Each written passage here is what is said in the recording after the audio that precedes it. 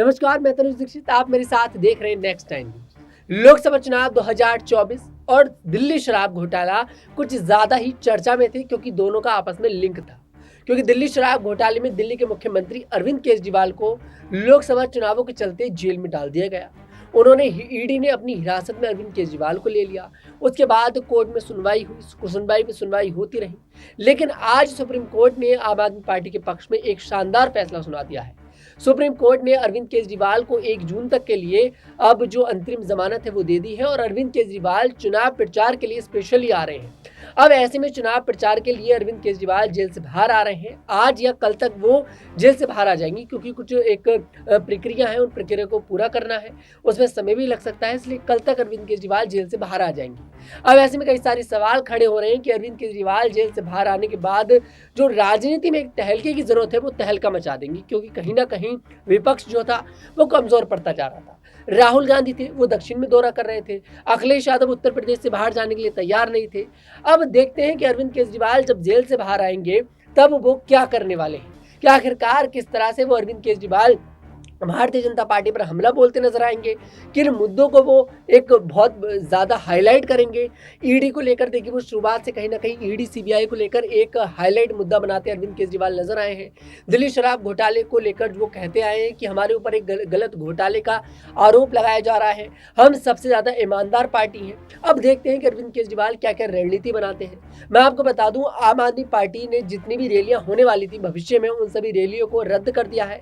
अब उन्होंने कहा है कि हमारे जो मुखिया अरविंद केजरीवाल जो जेल से बाहर आ रहे हैं, अब बैठक होगी, मीटिंग होगी, उसके बाद ही चर्चा होगी किस तरह से अब कहाँ का रैलियां रखी जाएंगी। अब मुकाबला बहुत दिलचस्प होने वाला है क्योंकि दिल्ली में 25 मई को मतदान है। 5वें चरण में ये मतदान होने वाले हैं। दिल्ली के सभी 7 सीटों पर मतदान है और कांटे की टक्कर है, क्योंकि 7 ही सीटों पर भारतीय जनता पार्टी के जो है कैंडिडेट है, इस बार जो मौजूदा सांसद है, जिनमें से बीजेपी ने 2 के 1 का टिकट नहीं काटा है, सभी 6 के 6 सांसदों का टिकट काट दिया है। उनमें से एक है मनोज तिवारी, जिनका टिकट नहीं काटा है। ऐसे में आम आदमी पार्टी ने भी स्ट्रॉन्ग कैंडिडेट उतारे हैं। हर सीट से कोशिश करी है कि एक स्ट्रॉन्ग चेहरे को उतारा जाए। अब देखते हैं, दिल्ली में कांटे की टक्कर है। अब इस पूरी समीकरण को लेकर जैसे ही अरविंद केजरीवाल के पक्ष में सुप्रीम कोर्ट की तरफ से फैसला आया, उसके तुरंत बाद आम आदमी पार्टी की तरफ से उनके कार्यालय पर एक प्रेस कॉन्फ्रेंस करी गई, जिस प्रेस कॉन्फ्रेंस में आतिशी जो है उन्होंने कई सारी बातें कही। उन्होंने लोकतंत्र को लेकर भी बोला, उन्होंने सुप्रीम कोर्ट का धन्यवाद भी कहा और उन्होंने ये भी बताया कि आगे चलकर किस तरह का अब रणनीति बनाई जा सकती है। आप जरा सुनिए आतिशी ने प्रेस कॉन्फ्रेंस में क्या कुछ कहा। आज जो सुप्रीम कोर्ट का फैसला आया है, इस फैसले से सिर्फ अरविंद केजरीवाल जी को अंतरिम जमानत नहीं मिली, इस फैसले से सत्य की विजय हुई, इस फैसले से लोकतंत्र की विजय हुई, इस फैसले से देश के संविधान की विजय हुई। हमारे देश के इतिहास में जब जब संविधान खतरे में आया है, जब जब लोकतंत्र खतरे में आया है, तो हमारे देश में सुप्रीम कोर्ट सामने आया है और लोकतंत्र की रक्षा करने में सुप्रीम कोर्ट ने बहुत बड़ी भूमिका निभाई है। आज भी अरविंद केजरीवाल जी को अंतरिम जमानत देकर, अरविंद केजरीवाल जी को चुनाव में प्रचार में आने के लिए जमानत जो सुप्रीम कोर्ट ने दी है, इस फैसले से लोकतंत्र की रक्षा होगी, क्योंकि इस देश में लोकतंत्र हमारे देश का सबसे बड़ा सिद्धांत है। लोकतंत्र में चुनाव, फ्री एंड फेयर इलेक्शंस हमारे संविधान की नींव है कि हर व्यक्ति को बराबरी का अधिकार है चुनने का। आज इस देश में एक तानाशाही की सरकार है, एक सरकार जो विपक्ष को खत्म करने की कोशिश कर रही है, एक सरकार जो लोकतंत्र को खत्म करने की कोशिश कर रही है और एक सरकार जो आज देश के संविधान को खत्म करने की कोशिश कर रही है। लेकिन इस तानाशाही का अंत होगा और 2024 के ही इस चुनाव में होगा। और मैं एक बार फिर सुप्रीम कोर्ट का धन्यवाद करना चाहती हूँ सामने आकर लोकतंत्र को बचाने के लिए।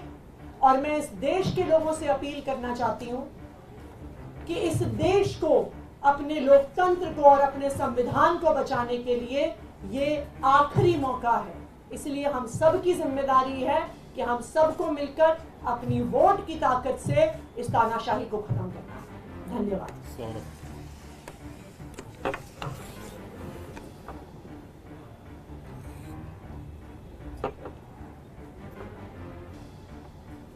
ये पीएमएलए जैसे मामले में, जिसमें केंद्र की पूरी सरकार, उनकी पूरी आर्टिलरी, पूरी मशीनरी एक मुख्यमंत्री को जेल में रखना चाह रही थी, और ऐसे मामलों में जहां पे महीनों महीनों बिना सबूतों के लोगों को जेल में रखा गया, उनकी इंटरिम बेल 40 दिन में होना, मुझे लगता है कि कोई चमत्कार से बड़ा ही कुछ है।